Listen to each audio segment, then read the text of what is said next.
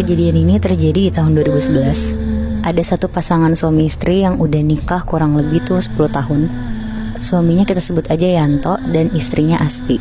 Yanto sama Asti. Benar. Yanto sendiri umurnya masih 37 tahun dan Asti tuh 35 tahun. Mereka udah nikah 10 tahun, tapi sampai tahun 2011 itu tuh masih belum dikasih anak. Sedangkan mereka berdua, terutama Yanto, itu tuh pengen banget dari awal pernikahan punya anak. Sampai akhirnya Yanto mutusin untuk nikah lagi, tapi tetap pertahanin Asti. Asti yang mau tuh? Mau Muy, jadi mereka kayak poligami gitu. Oh. Yanto izin lah ke Asti dengan alasan dia tuh pengen punya anak. Sedangkan Asti tuh gak bisa menuhin keinginan Yanto yang itu kan. Jadi dengan segala perdebatan panjang, kurang lebih 2 bulan kemudian, Asti ngizinin Yanto untuk poligami dengan syarat perempuan yang dinikahin Yanto nanti gak dikenal sama Asti sama sekali. Wow. Singkat cerita, Yanto nikah sama perempuan ini, namanya Diana. Diana itu masih muda, umurnya sekitar 27 tahun. Berarti jarak umur Yanto tuh 10 tahun lah sama si Diana ini. Kalau kalian nanya kenapa Diana mau nikah sama Yanto dengan keadaan poligami, ya jawabannya sebenarnya selain Yanto bikin Diana nyaman, Yanto tuh juga tajir banget. Jadi Diana tuh ngerasa aman aja lah buat masa depannya sama Yanto. Asti yang ternyata juga hadir di pernikahan Yanto, itu tuh sebenarnya perasaannya hancur banget Moy, Bi. Dia sepanjang acara juga nahan nangis, pokoknya hancur banget lah. Oh, maksudnya gak kenalnya itu bukan temennya mereka? Benar. Oh, oke. Tapi setelah itu emang bakal kenal kan? Iya. Oke. Karena akhirnya juga serumah, Bi. Iya, oke. Gue kira tuh mestinya tadinya Yanto bakal punya rumah sendiri yang Asti gak tahu. Misah gitu ya? Nah, Enggak ya? Enggak, ternyata. Oke. Lanjut. Sekitar sebulan kemudian setelah pernikahan Yanto sama Diana, Asti yang serumah sama mereka tuh masih belum bisa nerima lah. Dia benar-benar gak pernah tegur sapa sama Diana di rumah itu. Kalau ada Diana lewat, pasti dia langsung buang muka. Di situ Yanto ngasih tau lah pelan-pelan ke Asti buat jangan terlalu kayak gitu sama Diana. Asti di situ posisinya tuh masih pengen banget ngerebut hatinya si Yanto. Jadi dia di depan Yanto tuh baik banget, jadi istri yang nurut. Cuma kalau di belakang Yanto, Asti tuh gak akan baik sama Diana.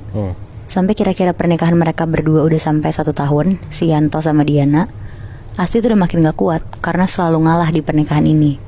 Kayak dia malas juga lah buat pura-pura baik di depan Diana. Akhirnya si Asti tuh ngerencanain sesuatu Moy, Bi. Asti kepengen ngeracunin Diana dengan nyampurin racun di makanannya Diana. Akhirnya tiba nih hari dimana Asti udah punya racun itu. Dan sekitar jam 7 malam, pas Yanto sama Diana lagi pergi keluar, Asti masak buat makan malam mereka. Dia bikin nasi goreng untuk mereka bertiga di rumah. Biasanya yang masak tuh pembantu mereka. Karena lagi gak ada Yanto dan Diana di rumah, Asti tuh ngambil alih buat masak makanan mereka nanti. Akhirnya dicampurin lah tuh racun yang dia beli di kenalan temennya. Jadi dibikin 3 piring gitu Moibi, buat dia, Yanto sama Diana. Nah untuk yang Diana, itu tuh dikasih racun, terpisah sama punya dia sama Yanto. Gak lama sekitar jam 8 malam, Yanto sama Diana tuh pulang. Asti dengan nada yang happy gitu tuh bilang, udah pulang, ini pas banget, tadi bikin nasi goreng banyak, buat Mas Yanto sama Diana juga cukup. Aku sendokin ya ke piringnya. Ngedenger itu Yanto tuh seneng banget kan. Akhirnya Asti tuh bisa berdamai sama keadaan. Akhirnya mereka makan lah bertiga di meja makan.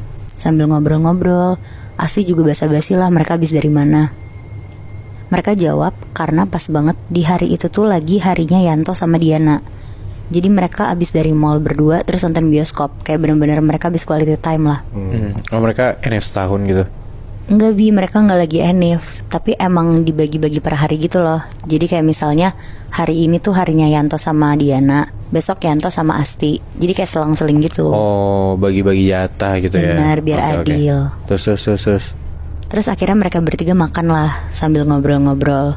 Nah setelah makan sekitar jam 9 malam, Yanto sama Diana tidur lah sekamar. Asti yang tidur sendiri di kamar tuh deg-degan sekaligus gak sabar banget buat ngelihat hasil dari racun itu, berfungsi atau enggak. Dan bener aja Moy, Bi, sekitar jam 1 pagi, Yanto teriak-teriak histeris dari dalam kamar dia. Asti datanglah nyamperin ke kamar Yanto Diana. Pas Asti ketok, langsung dibuka tuh sama Astinya. Asti kayak pura-pura gak tahu apa-apa dan bilang, "Kenapa mas?" Terus Yanto tuh bilang, Diana ngeluarin busa dari mulutnya, terus dia udah gak nafas sekarang. Pokoknya heboh banget tuh di malam itu, sampai dibawa ke UGD dan Diana tuh akhirnya dinyatain udah meninggal pas lagi tidur. Ya Allah. Ngelihat itu tuh Asti pura-pura sedih, tapi dalam hati dia tuh sebenarnya seneng banget karena dia ngerasa kayak puas banget lah ngeliat itu.